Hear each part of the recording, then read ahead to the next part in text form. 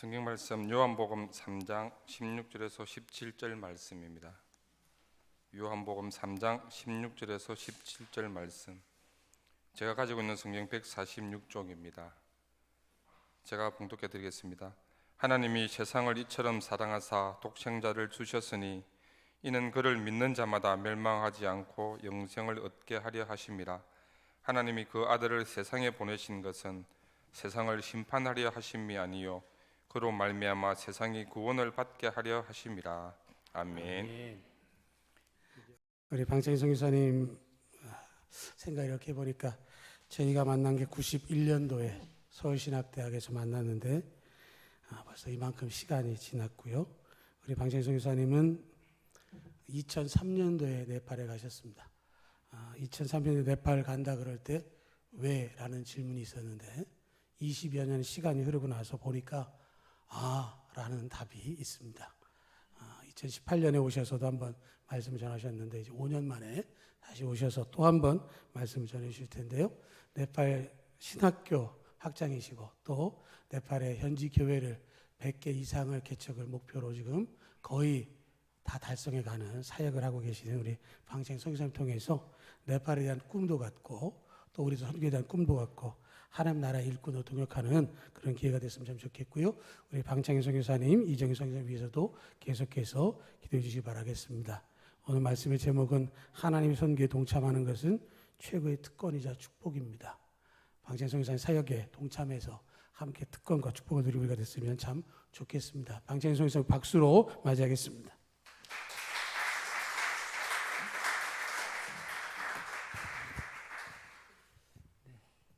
감사합니다. 가장 귀한 시간이 언제일까요? 지금 이 시간이고요. 가장 소중한 분은 누군지 아십니까? 저희와 함께 옆에 계신 분입니다. 그래서 가장 귀한 시간에 가장 소중한 분들과 함께 예배를 드리게 돼서 감사드리고요. 옆에 계신 분에 다시 한번 인사할까요? 샬롬 이렇게 합니까? 샬롬. 예, 안녕하세요. 반갑습니다. 감사합니다. 귀한 자리에 설 수 있도록 은혜 베풀어 주신 하나님께 감사드리고요. 우리 귀한 이정삼 목사님 그리고 이 자리에 함께 계신 여러분 모두에게도 감사를 드립니다. 부족한 저의 선교 사역을 위해서 누구보다도 많은 관심과 사랑을 쏟고 계신 우리 또 이정삼 목사님 여러분들 뵈니까 너무 감사를 드리고요.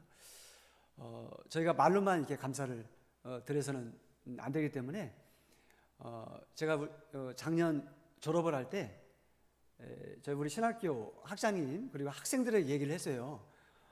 우리를 위해서 기도하고 후원하시는 분들이 많이 있는데 너희들 어떻게 할래? 그랬더니 이제 우리 현지인 학장과 우리 또 신학생 또 교직원들이 감사의 마음을 좀 표현해야 되지 않겠습니까? 그런 얘기를 해서 제가 올 때 여러분들에게 드리는 감사장을 가져왔습니다. 그래서 이 시간에 우리 이정삼 목사님께 좀 전달을 해드리기 바라는데 이렇게 만들었어요. 네팔에서 만든 거기 때문에 뭐 이렇게 화려하진 않습니다만 우리 또 현지인 학장 그리고 우리 현지 신학생들의 마음만 받아주시면 감사하겠습니다. 우리 목사님께 여기 영어로 쓰여 있지만 제가 통역을 해서 말씀드리겠습니다. 목사님께 감사장 이정삼 목사님 그리고 좋은 교회 성도 여러분, 목사님과 성도님들께서는 네팔 선교를 위해서 아낌없는 지원과 기도로 함께 주셔서 감사한 마음을 이 감사장에 담아 드립니다. 여러분의 기도와 후원이 우리 모두에게 큰 격려가 되고 있고 하나님의 영광이 드러나고 있습니다. 하나님께서 여러분 모두를 축복해 주시길 원합니다. 네팔 선교신학교 현지인 학장 건빌 라이 그리고 담당 선교사 방창인 그리고 교직원 신학생 1동 전달하도록 하겠습니다.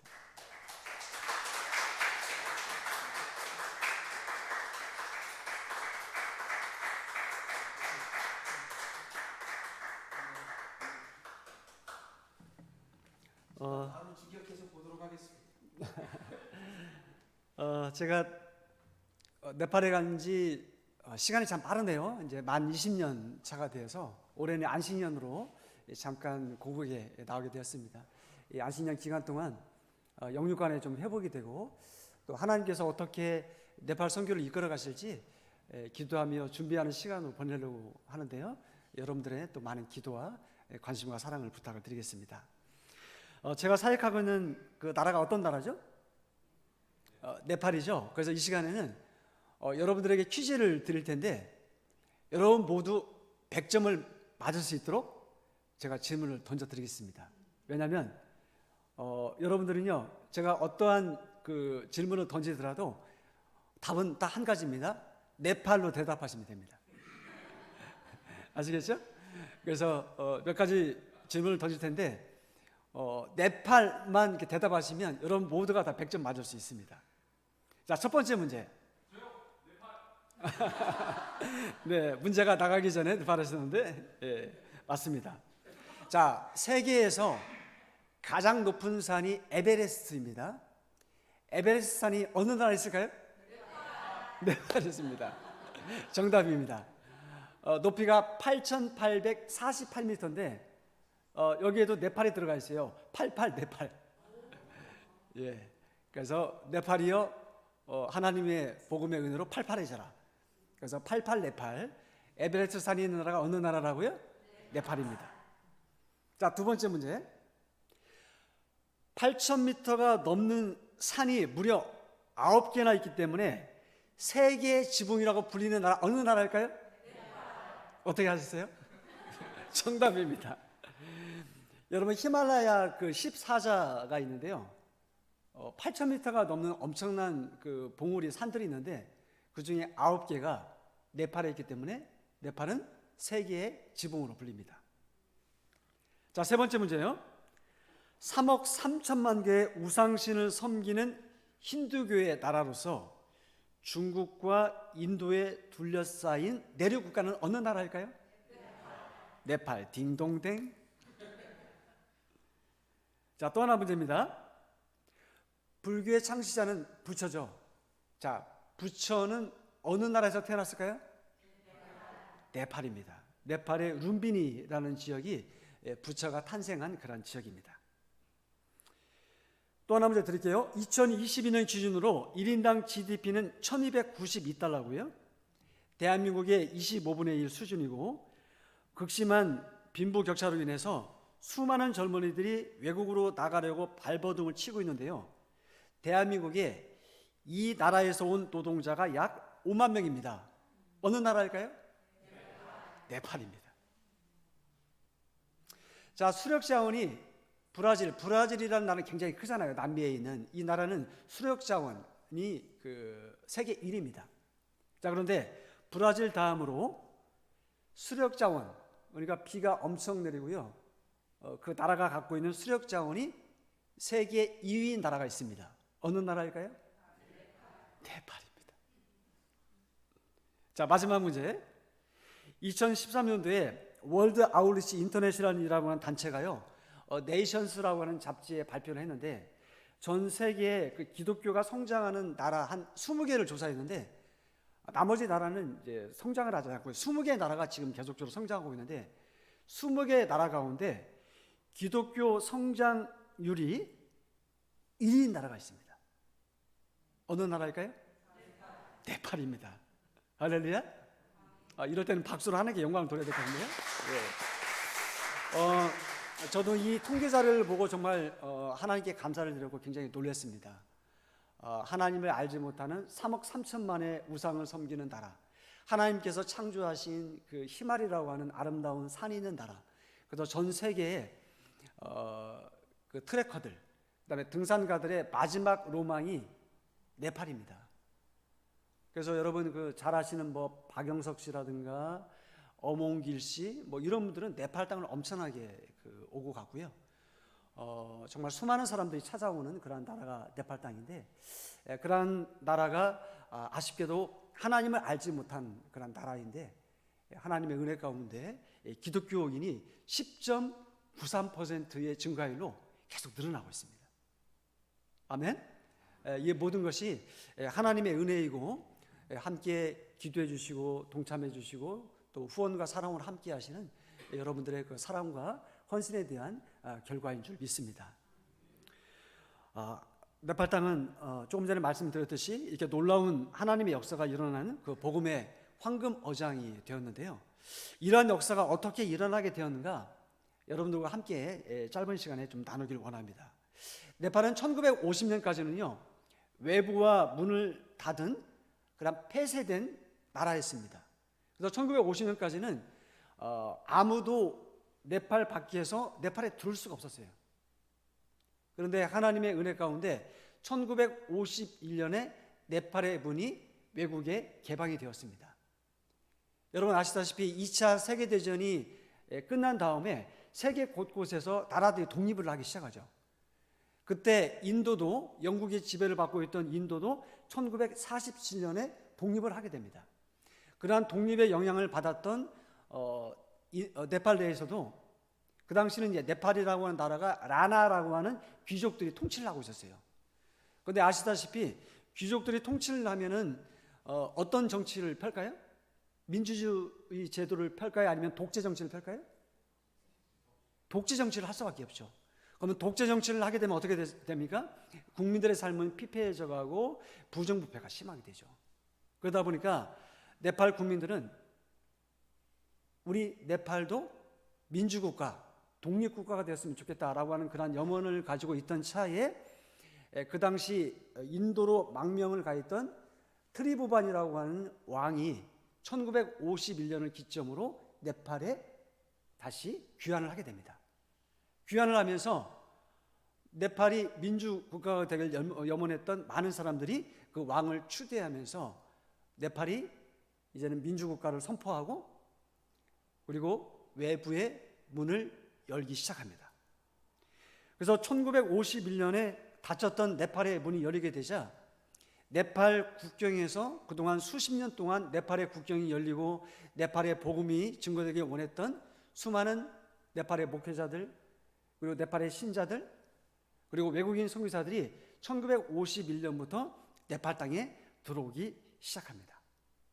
그래서 1952년부터 본격적으로 이제 서구 선교사들이 네팔 땅에 들어오기 시작합니다. 그런데 네팔 땅에 들어와서 사역을 할 때 그 당시 네팔 정부는 시민법이라는 법을 발표를 합니다. 이 시민법의 내용이 뭐냐면 다른 사람들의 종교를 개종시킬 수 없다라고 하는 그러한 법입니다. 그러니까 그 당시는 네팔이 힌두교를 믿는 나라이기 때문에 힌두교로부터 자신들을 지키기 위해서 시민법을 발표를 해서 시행하도록 한 거죠. 그러니까 겉으로는 네팔이 이제 민주국가가 되었다라고 표방을 하지만 실제 내부적으로는 시민법을 발표를 해서 종교활동을 금하는 그러한 상황이 되었습니다. 그러다 보니까 서구 선교사들이 네팔 땅에 들어와서 할 수 있는 그 사역은 의료사역, 학교사역, 고아원 사역, 지역개발 사역과 같은 사람들을 돕고 또 지역사회를 돕는 그러한 사역으로 네팔 선교가 시작이 되었습니다. 그러한 서구 선교사들의 활동이 이어지면서 네팔 선교의 그 기반이 마련이 되고요. 그리고 하나님의 은혜 가운데 그러한 사역이 이루어지게 될 때 선교사님들이 들어와서 예를 들어서 병원을 할 때 누가 필요합니까? 그 병원 사역을 위해서 돕는 현지인들이 필요하잖아요. 근데 현지인들이 선교사님들과 함께 사역을 하면서 이 현지인들이 예수님을 믿기 시작합니다. 그리고 선교사님들이 학교 사역을 하고 고아원 사역을 할 때 역시 함께 동력하며 돕던 네팔 현지인들이 우리 선교사님들의 삶을 통해서 그리고 전도를 통해서 그들이 변화가 되고 그리고 이미 인도 땅에서 예수님을 믿었던 네팔 사람들이 네팔에 들어와서 복음을 증거하면서 네팔에 많은 영혼들이 주님께로 돌아오고 교회가 세워지기 시작합니다. 그래도 제가 갖고 있던 그 통계자를 보니까요, 1952년에 네팔에 교회가 딱 2군데밖에 없었습니다. 몇 군데요? 2군데밖에 없었어요. 그래서 포카라의 람가디라고 하는 교회가 네팔에 최초로 세워진 교회이고요. 그 다음에 럭소울이라고 하는 지역에 교회가 세워지게 되는데 1952년에 네팔 땅에는 교회가 딱 2개밖에 없었습니다. 근데 하나님의 은혜로 2000년대에 들어가게 되니까 교회 숫자가 2372개로 증가합니다. 할렐루야. 놀라운 역사가 일어나게 되죠. 그러한 역사가 일어나기 시작하면서 우리 한인 선교사들은 언제 네팔에 들어가기 시작했냐면 1982년에 한인 선교사님들이 네팔 땅에 들어가기 시작했습니다. 그래서 작년이 몇 년이죠? 2022년이죠. 그러니까 1982년에서 작년 2022년, 그래서 작년이 네팔 선교 40주년을 맞이하는 그런 기념을 맞이하는 그런 해가 되어서 40주년 선교 역사를 정리를 했는데, 부족한 제가 그 선교 백서 위원장으로 쭉 그 사역들을 정리하는데, 하나님께서 부족한 저희 한인 선교사들을 통해서 네팔 땅에도 놀라운 역사들을 이루어 가셨습니다. 그래서 초창기에 오신 선교사님들은 저희 때보다도 정말 고생을 많이 하셨어요. 그때 와서 네팔이 그 왕정 그 시대였거든요.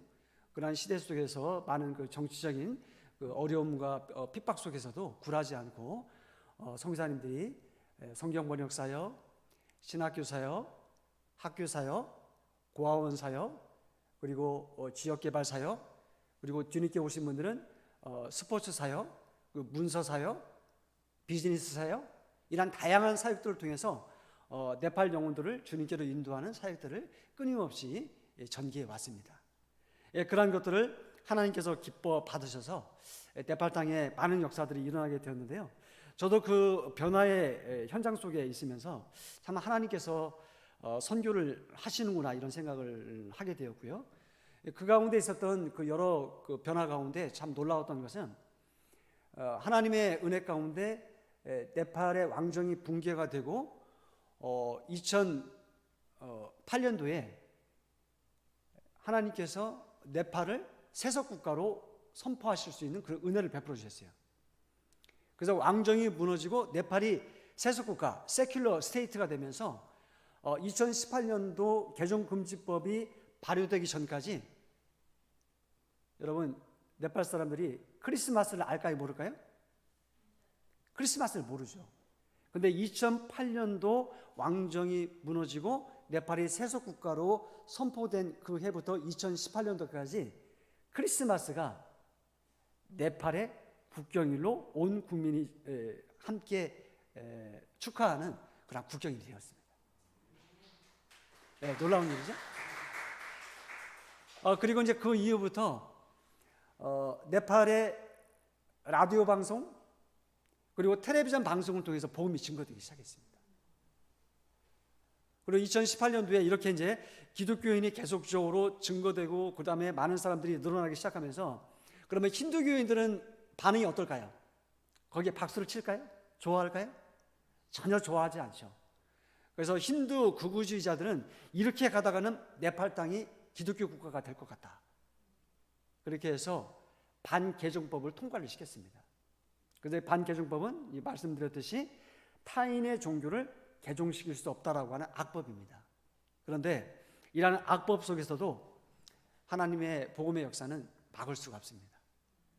그래서 놀랍게 복음이 증거되고 있고 지금도 10.93%라고 하는 매년 10% 이상씩 많은 영혼들이 주님께로 돌아오고 있습니다. 여러분 네팔 땅이 변화되면요, 네팔 주변에 있는 나라들은 하나님을 알지 못하는 사람들이 대부분 살고 있어요. 인도와 네팔은 이 사람들이 믿는 주종교가 힌두교입니다. 힌두교는 말씀드렸듯이 많은 신을 섬겨요. 신이 몇 개라고요? 3억 3천만 개. 그리고 힌두교 주변에 보면은 그 위에 그 티벳이죠. 티벳 위에 중국이 있죠. 그 다음에 이쪽 부탄이라는 나라가 있고 스리랑카라는 나라가 있습니다. 그런데 부탄, 중국, 그 다음에 티벳, 스리랑카는 어떤 종교를 믿고 있나요? 불교를 믿고 있습니다. 그 다음에 네팔 주변에 있는 방글라데시, 그 다음에 파키스탄, 아프가니스탄 이런 나라들은 어떤 종교를 믿고 있을까요? 이슬람교를 믿고 있습니다. 그러니까 하나님을 알지 못하는 힌두교, 불교 그리고 이슬람교의 한 중앙에 있는 나라가 어떤 나라냐면 세계의 지붕인 네팔이 소속되어 있습니다. 그래서 이 네팔 땅이 변화되게 되면 저는 그렇게 지도를 보고 기도합니다. 하나님, 네팔 땅에 하나님의 부흥을 허락해 주옵소서. 그리고 이 하나님의 놀라운 복음의 역사가 네팔 땅에서 이제는 인도로 나아가서 부탄, 방글라데시, 그리고 파키스탄, 아프가니스탄, 이슬람 지역, 그런 모든 지역에 하나님의 복음이 증거될 수 있도록 도와주옵소서. 그렇게 기도를 하고 있는데 하나님께서 역사하고 계심을 바라보고 있습니다. 여러분들도 기도하실 때 하나님의 놀라운 역사가 네팔 땅에 폭발적으로 일어나서 네팔 사람을 통해서 하나님의 복음이 많은 사람들에게 증거될 수 있도록 함께 기도를 모아주시면 감사하겠습니다. 제가 네팔에서 사역한 지 20년이 됐는데요. 20년 동안 사역하면서 제가 나름대로 내린 결론이 있습니다. 하나님께서 어떻게 역사하시는가? 하나님께서 역사하실 때는요, 하나님의 때가 있더라고요. 그 하나님은 하나님의 때가 되니까 네팔의 문을 여시고, 하나님의 때가 되니까 하나님께서 놀라운 방법으로 역사하시는데, 하나님은 하나님의 때에 놀랍게 역사하시고, 하나님만의 방법으로 놀랍게 역사하시고, 그리고 무엇보다도 하나님께서 세워주신 하나님의 사람을 통해서 이 일을 이루어가고 계시는구나. 그러한 체험들을 지금도 하고 있습니다. 여러분, 하나님의 놀라운 역사는 지금도 네팔 땅에 일어나고 있습니다. 이러한 역사가 끊임없이 일어날 수 있도록 함께 기도를 모아야 될 것입니다. 그러면 하나님께서는 어떤 일을 하길 원하실까요? 하나님의 하고자 하시는 일을 우리가 이해하기 위해서는 하나님의 뜻, 하나님의 마음, 하나님의 계획을 알아야 되는데, 오늘 저희가 함께 읽은 말씀 속에 하나님의 뜻, 하나님의 마음, 하나님의 계획이 담겨 있습니다. 여러분, 우리가 너무나 잘 아는 성경의 요약이라고 할 수 있는 요한복음 3장 16절 말씀. 근데 이 16절 말씀과 17절 말씀을 같이 한번 읽어보면 하나님의 마음을 우리가 알 수가 있습니다. 하나님의 계획을 알 수가 있습니다. 우리 다시 한번 읽어볼까요? 하나님께서 원하시는 것 무엇인지 같이 한번 우리 마음을 모두어서 읽어봤으면 좋겠습니다. 시작. 하나님이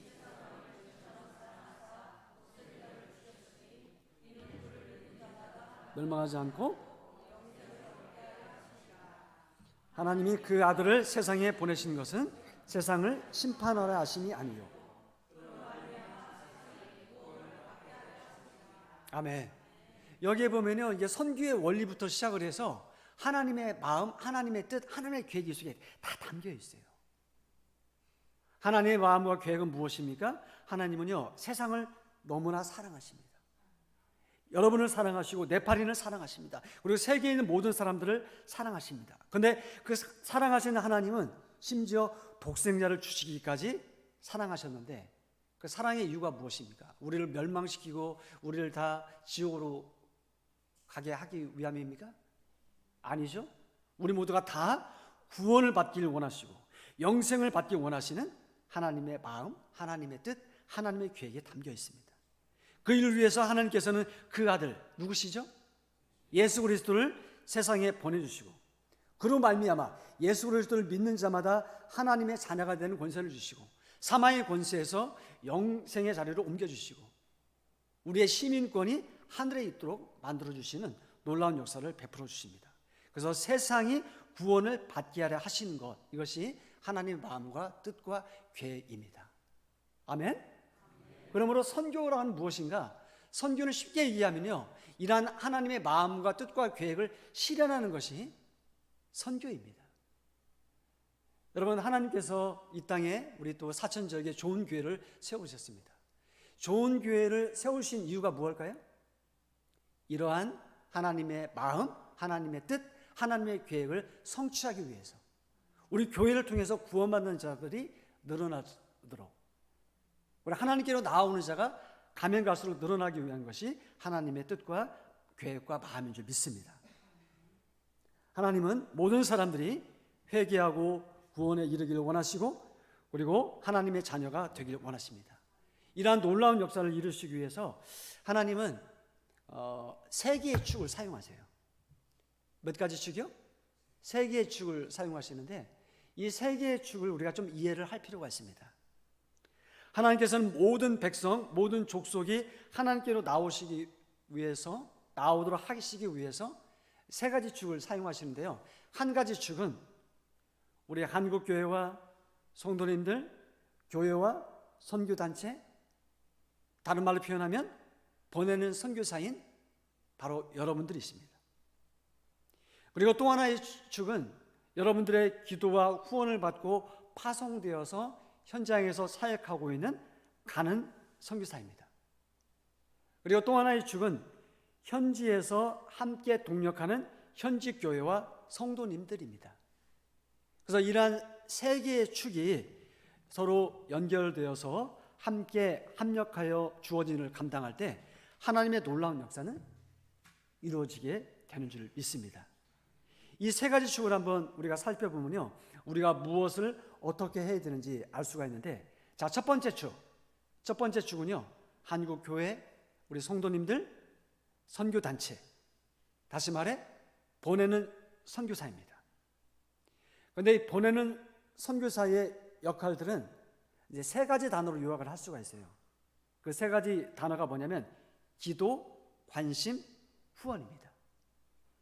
첫 번째는 기도인데요. 여러분, 선교는요, 영적인 전투입니다. 제가 이제 선교에서 이제 그 현장에서 사역을 하다 보니까요, 사단은 선교하는 걸 좋아할까요, 싫어할까요? 당연히 싫어하죠. 그러니까 여러 가지 것들을 일으켜서 되도록이면 선교를 방해하도록 사단은 갖가지 수단과 괴계를 사용합니다. 그런데요, 그러한 사단의 괴계를 물리칠 수 있는 가장 큰 무기는 기도입니다. 할렐루야. 그렇기 때문에 여러분들은요, 사단이 제일 무서워하는 것이 기도라고 하는 사실을 깨닫고 선교사들을 위해서 매일 한마디씩이라도 기도를 해주시면 감사하겠습니다. 우리 주보에 보니까 여러 선교사님들 여러분들께 명단을 써놓고 기도해 주시는데 참으로 감사합니다. 여러분들이 기도하실 때 사단은 두려워 떱니다. 우리가 기도할 때 하나님께서 일하시고 하나님께서 대신 싸우시기 때문에 영적인 전투에서 우리가 승리할 수 있는 줄 믿습니다. 여러분, 패트릭 존스턴이라고 하는 학자가 이런 얘기를 했어요. 여러분, 저를 한번 따라서 해보실래요? 내가 일하면 내가 일하는 것이지만 내가 기도하면 하나님께서 일하신다. 아멘? 자, 이분의 그 명언인 것 같아요. 내가 일하면요, 내가 일하는 거예요. 그런데 여러분, 인간이 내가 일을 하면 얼마나 하겠습니까? 우리는 시시각각 변하는 연약한 존재잖아요. 그런데 내가 일하면요, 내가 일을 할 뿐이에요.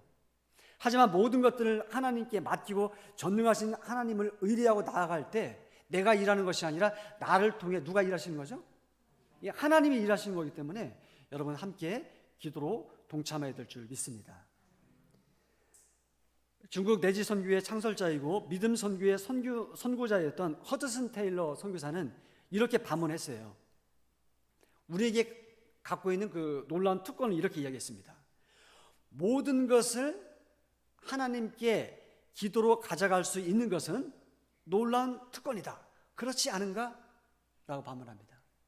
여러분, 우리의 모든 것들을 하나님께로 가져갈 수 있는 특권, 누구에게 있죠?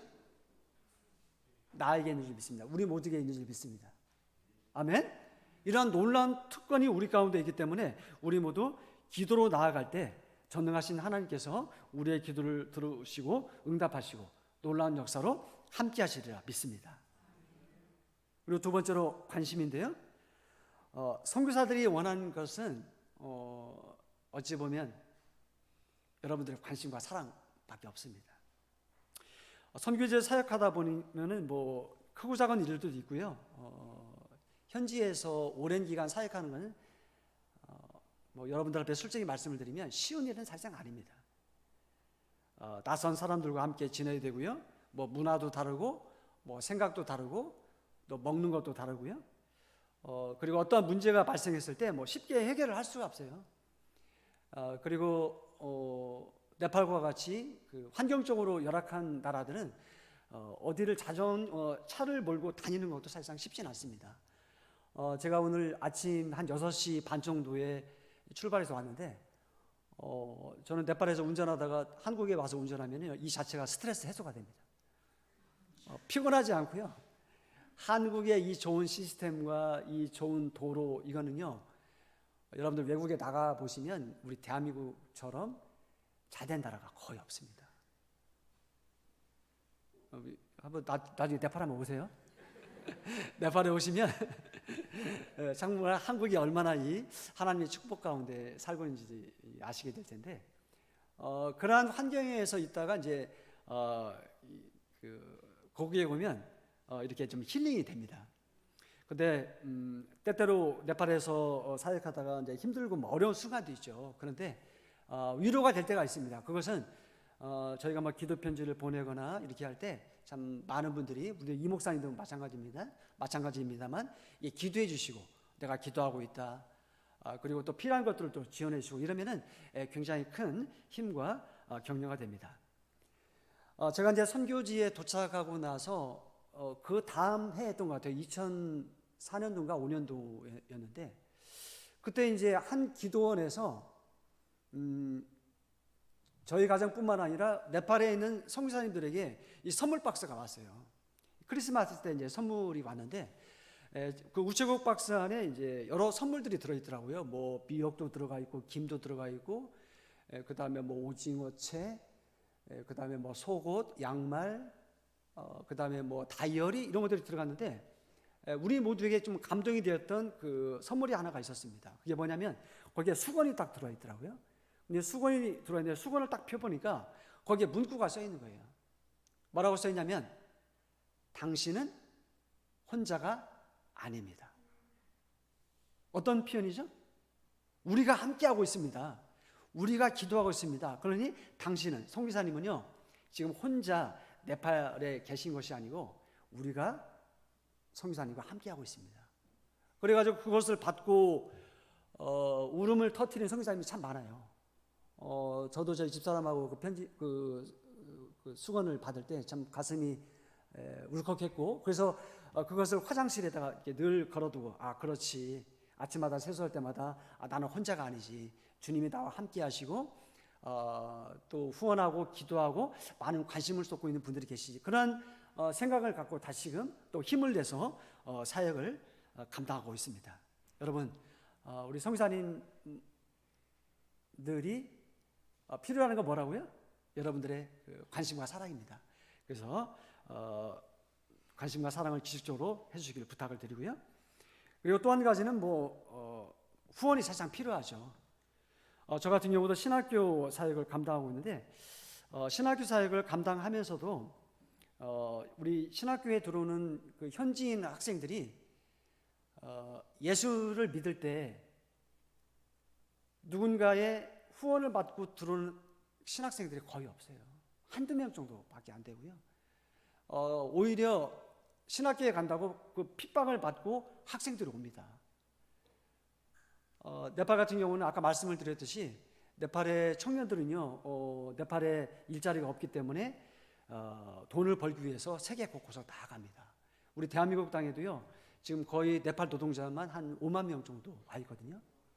예, 그래서 무조건 기회만 되면 외국에 나가서 돈을 벌려고 하는데, 그 네팔의 그 젊은 그 청년들, 저 신학교에 들어오는 학생들이 거의 19살, 20살, 21살 되는 그 젊은 애들인데, 그렇게 후원을 받지 못하고 정말 그 하나님의 비전을 갖고 오는 그 신학생들인데, 그 신학생들을 가르치고 먹이고 재우는데 뭐가 필요하죠? 후원이 필요하죠. 그렇기 때문에 제가 필요할 때마다 이렇게 편지를 또 쓰고 또 특별히 필요한 경우는 우리 또 부탁을 드리고 하는데, 여러분들의 그 후원과 사랑이 필요합니다. 그래서 저는 개인적으로 우리 후원교회나 후원자들을 위해 기도할 때 이렇게 기도합니다. 하나님, 기왕이면 우리 후원교회에 우리 후원하시는 성도님들 부자 되게 해주세요. 아멘? 예. 그러니까 여러분들도 좀 부자가 됐으면 좋겠습니다. 부자 되기 원하세요? 예. 근데 부자가 되시려면 왜 부자가 돼야 되는지 그 이유를 좀 아셔야 돼요. 잘 먹고 잘 살고 내 집 평수 늘리고 좋은 차 타고 이기 위해서가 아니라 정말 하나님께서 주신 그 물질을 함께 나누고 정말 그 물질을 필요로 하는 세계 곳곳의 사람들과 이것을 함께 나누기 위해서 여러분들 부자가 되었으면 좋겠습니다. 그러한 목적을 갖고 여러분들 기도하시면 하나님께서 채워주시리라 믿습니다. 그리고요, 저도 여기 와서 이렇게 보면 우리 대한민국의 삶의 수준이 정말 옛날에 비하면 얼마나 많이 높아졌습니까? 여기 계신 우리 장로님들, 연세 드신 분들 삶의 증인이시잖아요. 저희 때만 해도 저희가 이제 60년대 중반에 태어났는데 저도 시골에 있을 때만 해도 삶이 정말 힘들었어요. 제가 어렸을 때 꿈이 쌀밥에 고기밥 소고기 무국 먹는 게 꿈이었다니까요. 제가 어렸을 때. 그래서 천국은 어떤 곳인가? 어렸을 때는요, 매일매일 쌀밥을 먹고 매일매일 소고기 무국을 먹으면 천국인 줄 저는 옛날에 생각한 적이 있어요. 그 어렸을 때. 그런데 지금은요, 뭐 먹을 게 넘쳐나잖아요. 그리고 차 없는 가정 있을까요? 여러분 가운데 차 없으신 분 아마 거의 다 있을 겁니다. 가정에. 그리고 여러분들 깨끗한 물을 마시고 계신가요? 여기 정말 이 깨끗한 물 마시고 계신가요? 자기 집이 있고 자동차가 있고 깨끗한 물을 마실 수 있는 사람은요, 세계 인구의 3%도 안 됩니다. 그런데 이러한 놀라운 축복을 하나님께서 우리에게 허락해 주셨는데, 이렇게 축복해 주신 이유는 우리를 통해서 하나님의 은혜와 사랑이 많은 사람들에게 흘러가도록 하기 위함인 줄 믿습니다.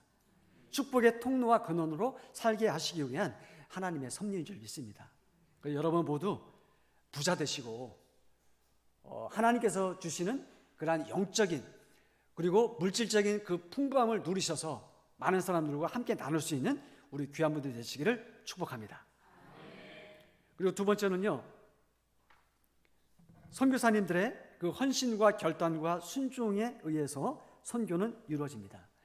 선교라고 하는 것은 최종적으로 현장에 간 선교사에 의해서 성취가 됩니다. 여러분 생각해 보세요. 아무리 좋은 전략이 있어도 엄청난 기도와 후원을 받고 나가더라도 그 일을 수행하는 선교사가 제대로 그 일을 하지 않으면요, 말짱 도루묵입니다. 로버트 클린턴이라고 하는 분이 이렇게 이야기를 했어요. 사역은 존재로부터 흐른다. 여러분 따라서 해보실까요? 사역은 존재로부터 흐른다. 저는 그 전에 사역은요, 내가 가서 하면 되는 줄 알았어요. 존재가 아니라 사역은 말 그대로 내가 열심히 하면 되지. 영어로 존재는 being이잖아요. being.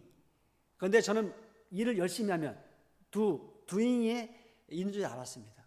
근데 실제 사역을 하다 보니까 사역은요, 존재로부터 흐릅니다. 내 자신이 제대로 세워져 있고 선교사의 태도와 말과 인격이 제대로 세워져 있으면요, 사실상 사역은 아름답게 하나님의 은혜 가운데 이루어집니다. 여러분, 현지인들이 선교사로부터 원하는 것은 무엇일까요? 대부분 물질을 원한다 이렇게 생각하실 수도 있을 겁니다. 그런데요, 실제로 현지인들에게 물어보면, 속마음을 물어보면 현지인들이 선교사를 통해서 받고자 하는 것은 사실상 일보다도 관계입니다. 그 선교사님이 진정으로 현지인들을 이해해주고 현지인들을 사랑하고 현지인들에게 모범을 보여주길 원합니다. 그렇기 때문에 선교사의 삶과 인격, 말, 태도 이런 것들이 어찌 보면 사역보다 더 중요하다고 할 수가 있습니다. 그래서 사랑하는 여러분, 우리 선교사를 위해 기도해 주실 때 이렇게 선교의 사역은 선교사에 의해서 성취되기 때문에 하나님 우리 선교사님을 지켜주시고 우리 선교사님이 정말 작은 예수가 되어서 많은 현지인들에게 너희도 나를 본받으라고 외칠 수 있는 그러한 삶과 인격과 그리고 삶이 될 수 있도록 여러분 기도를 모아주시면 좋겠습니다. 그리고 저 자신도 그렇게 살아가도록 노력을 하겠습니다. 그리고 세 번째 축은요, 현지 교회 그리고 현지 성도인들의 동력과 협력, 협조가 필요합니다. 선교사가 현지에 가서 적응하려면 언어도 배워야 되고요, 문화도 배워야 되고 역사와 상황들을 잘 이해를 해야 됩니다. 그런데 그런 것들을 이해하기 위해서는 현지인들의 도움이 정말 필요합니다. 저도 네팔 사역에서 주사역이 이제 그 신학교 사역이고, 그 다음에 네팔 선결교단과 협력 사역을 진행하고 있는데요. 현지인들의 도움 없이는 이런 사역을 할 수가 없습니다. 저희 신학교 사역 같은 경우도 우리 현지인 학장, 현지인 학감, 도서관장, 기숙사 사감, 주방, 경비 이런 직원들이 필요하잖아요. 그런데 그들의 섬김과 협조와 협력 속에 사역이 이루어지고 있습니다. 그래서 여러분들 기도해 주실 때 선교사와 함께하는 그 동력자들, 협력자들, 현지인들이 정말 선교사와 하나가 될 수 있도록 기도를 보았으면 좋겠습니다. 왜냐하면요, 함께 있는 그 현지인들이 이게 두 날 가진 그 검처럼 때로는요 가장 위험한 존재가 될 수 있습니다. 왜냐하면 선교사의 모든 상황을 잘 알고 있는 이 현지인이 내부 고발자가 되잖아요. 그러면 이 사람이 사단의 끈앞풀이 되어서 선교를 방해하는 방해꾼이 될 수가 있기 때문에 그렇습니다. 여러분, 곳곳에 그 선교지에서 어떤 그 사건과 사고가 터지는데요. 특별히 뭐 선교사님들의 재산이 탈취가 되고 이런 문제를 일으키는 경우가 있는데 종종 누구에 의해서 발생이 됩니까? 현지인들에 의해서 발생이 돼요.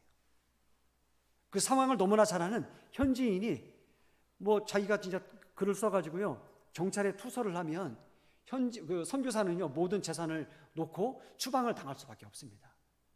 그리고 그러한 상황을 아는 그 현지인이 고의로 선교사의 재산을 탈취도 할 수가 있어요. 그러니까 여러분, 우리 현지인들이 정말 이 물질에 오염되지 않고 동력자로 세워져서 하나님의 선교를 위해서 귀하게 쓰임받는 그러한 지원원이 되도록 여러분들 함께 기도로 모아주셨으면 좋겠습니다. 그래서 이러한 세 가지 축이 함께 유기적으로 잘 연합하고 하나가 될 때 하나님의 선교는 아름답게 이루어지게 되는 줄 믿습니다. 저는 이 세 가지 축을 기억하기 때문에 저의 경우는 어떻게 하는 줄 아십니까? 저 같은 경우는요, 우리 후원자들 또 후원교회를 위해서 명단을 적어놓고 수시로 기도합니다. 그래서 하나님, 우리 후원자분들께, 우리 후원교회에게 하나님 영권을 주시고 인권을 주시고 물권을 허락해 주옵소서. 그래서 마음껏 쓰임받는 후원교회와 후원자들이 되도록 도와주옵소서. 그렇게 늘 기도합니다. 그리고 선교는 선교사인 저 자신에 의해서 성취되기 때문에 늘 부족하지만 찬송과 기도와 말씀으로 세워지도록 노력을 하고 있습니다. 그래서 저는 아침에 일어나자마자 찬송을 10장씩 하고요. 그 다음에 말씀 뭐 기본적으로 이렇게 쭉 하고 있고, 그 다음에 오전과 오후로 나누어서 기도를 하려고 계속적으로 노력을 하고 있습니다. 그리고 현지인들이 너무나 중요하기 때문에 하나님, 우리 현지인들을 붙잡아 주옵소서. 그리고 그들을 위해서 내가 해야 될 일들, 그들을 교육하고 훈련하고 섬기는 것들, 그런 것들을 최선을 다해서 하려고 노력을 하고 있습니다. 왜냐하면 이 세 가지 축이 함께 아름답게 이루어져야 하나님의 선교가 이루어지기 때문에 그렇습니다.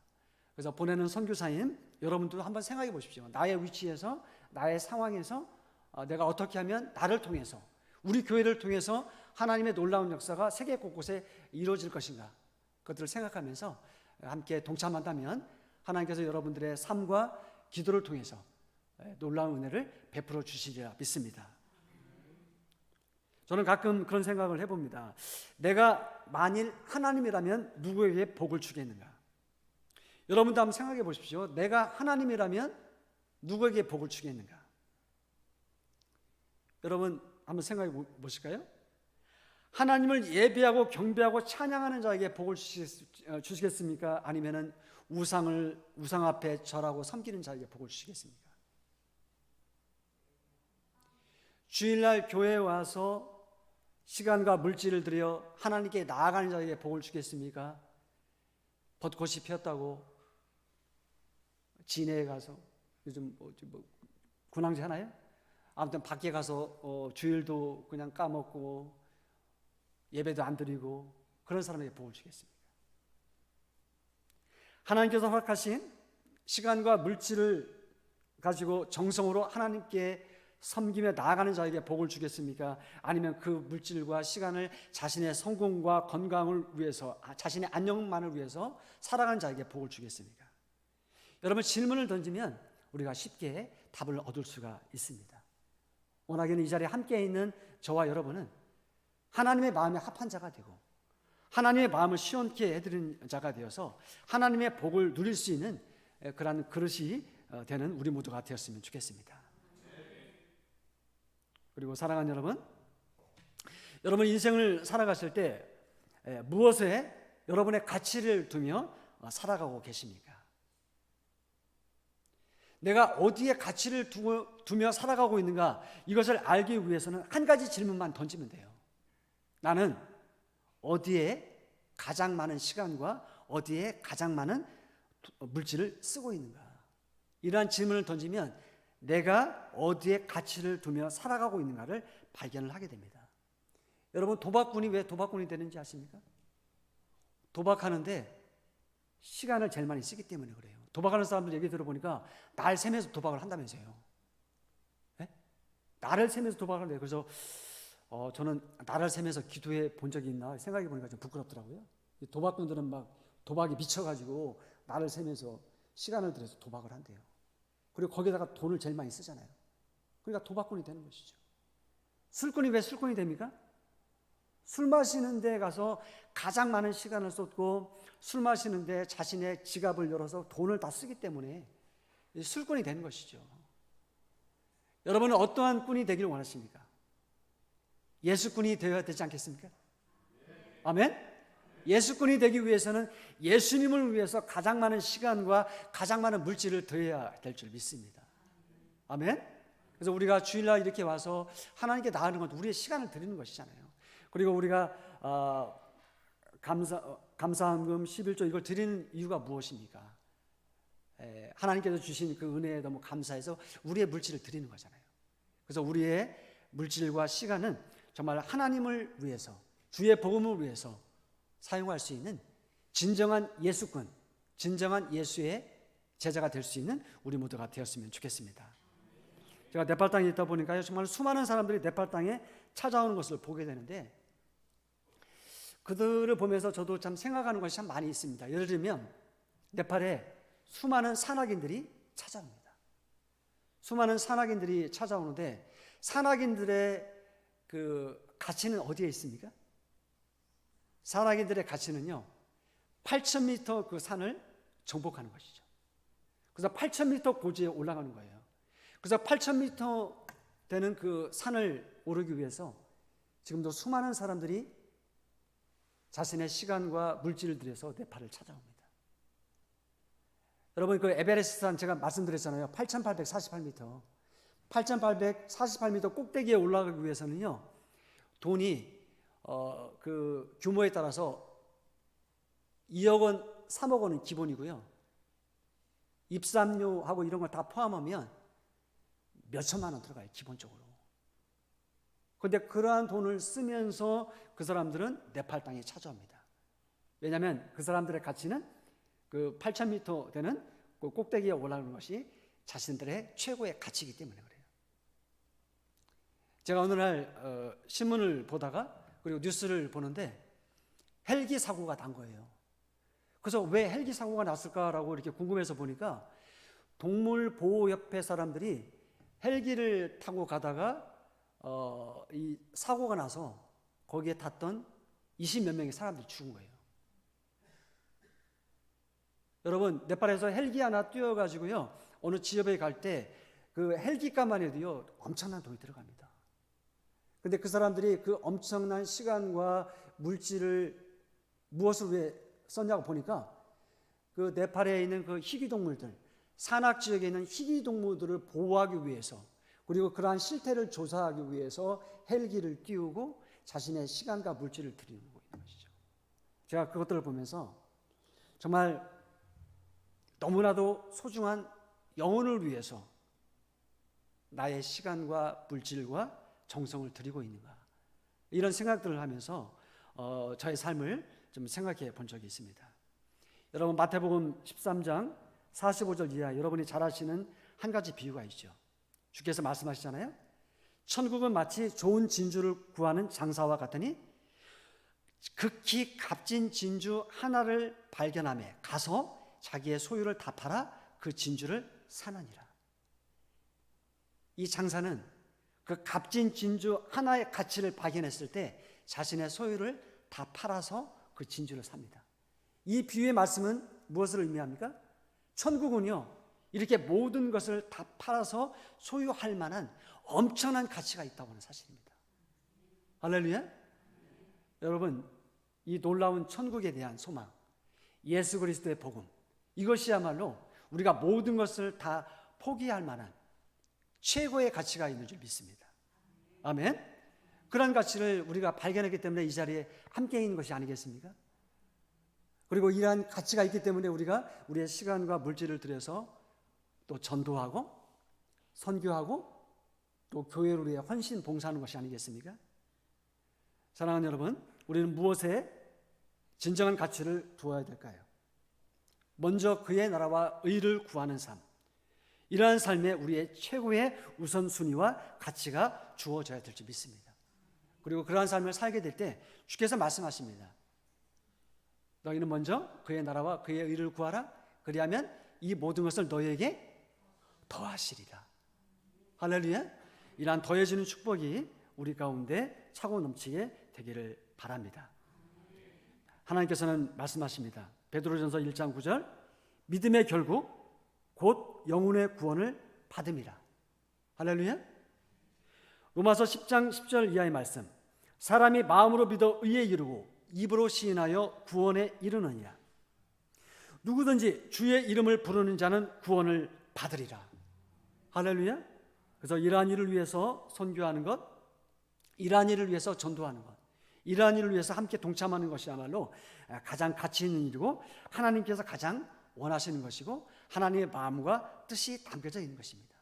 이러한 하나님의 마음과 뜻과 계획이 담겨져 있는 이 일에 함께 동참한다고 하는 것이야말로 여러분 최고의 축복입니다. 왜냐하면 이러한 일은 하나님의 일이기 때문에 그렇습니다. 할렐루야.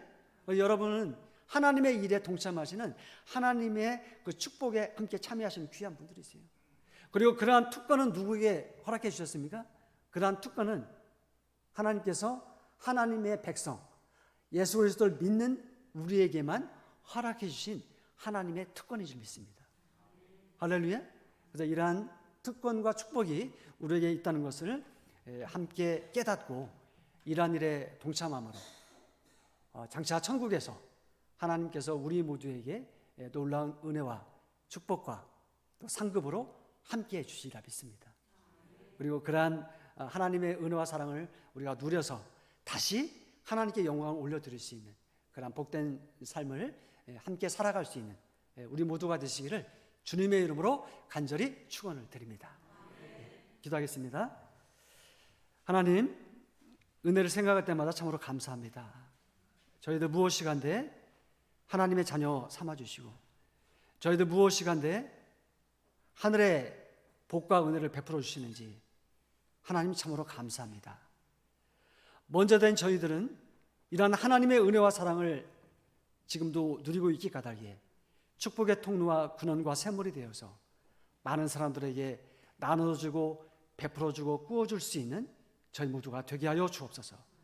하나님께서 이미 말씀 안에서 우리 모두에 허락하신 영권, 인권, 물권을 받아서 아버지 하나님 마음껏 쓰임받을 수 있는 저희 모두가 되게 하여 주옵소서. 하나님의 은혜 가운데 이 땅에 좋은 교회를 세워주시고 우리 귀한 이정삼 목사님을 보내주셔서 참으로 감사합니다.